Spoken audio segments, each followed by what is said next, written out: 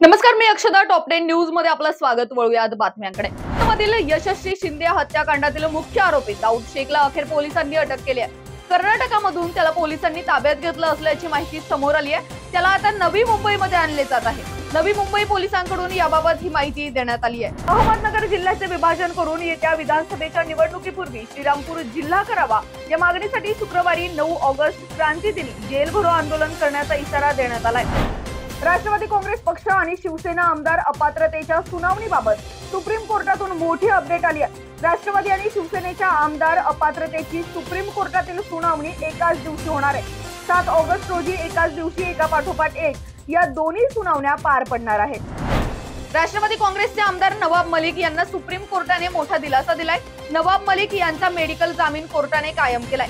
मलिक जोपर्यंत आजारी आहेत तोपर्यंत त्यांना तुरुंगाबाहेर येता येणार नाही. मलिक यांच्या जामिनालाही ईडीने विरोध केला नाही. आज ऑलिम्पिक स्पर्धेचा 4था दिवस आहे. भारताला दुसरं पदकही नेमबाजीत मिळालंय. मनू भाकरने इतिहास रचलाय. पॅरिस ऑलिम्पिक मध्ये भारताला दुसरं पदक 10 मीटर एअर पिस्टल मिश्र दुहेरीत मिळालंय. मनू भाकर आणि सरबजोत सिंग जोडीला हे कांस्य पदक मिळालंय. एकाच ऑलिम्पिक स्पर्धेत 2 पदक मिळवणारी मनू पहिलीच भारतीय महिला खेळाडू ठरली आहे. उरणमध्ये यशस्वी शिंदे हिची हत्या करण्यात आली. त्याआधी नवी मुंबईत शिळफाटा येथे विवाहितेवर अत्याचार करून तिची ही हत्या करण्यात आली. या पार्श्वभूमीवर मनसे नेत्या आणि राज ठाकरे यांच्या पत्नी शर्मिला ठाकरे यांनी संताप व्यक्त केलाय. शिवाय त्यांनी नवी मुंबई पोलीस आयुक्तांची भेट घेत जरा पोलिसांची दहशत दिसू द्या असेही सुनावलंय. केरळच्या वायनाडमध्ये मुसळधार पावसामुळे सोमवारी रात्री उशिरा 4 वेगवेगळ्या ठिकाणी भूस्खलन झाले.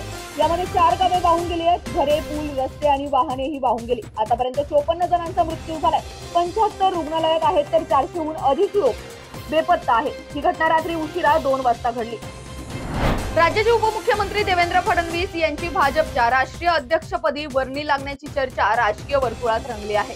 विशेषतः पंतप्रधान नरेंद्र मोदी यांची सहकुटुंब भेट घेतल्यानंतर या चर्चेने चांगला जोर धरलाय. श्रीरामपूर तालुक्यातील गोंधवणी येथील अवैध गावठी हातभट्टी दारू अड्ड्यावर काल डीवायएसपी डॉक्टर बसवराज शिवपुंजे यांच्या पथकाने कारवाई केली. या पथकाने केलेल्या कारवाईत 87,300 रुपयांचा मुद्देमाल जप्त करत 5 आरोपींविरुद्ध गुन्हे दाखल केले. पोलिसांनी थेट कारवाया सुरू केल्यात.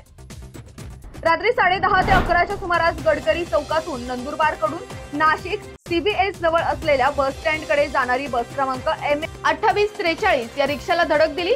यात रिक्षा जागेवरच पलटी झाली. यात रिक्षा चालक जखमी झाला. रिक्षाला धडक देताच बस चालक हा घटनास्थळावरून फरार झालाय.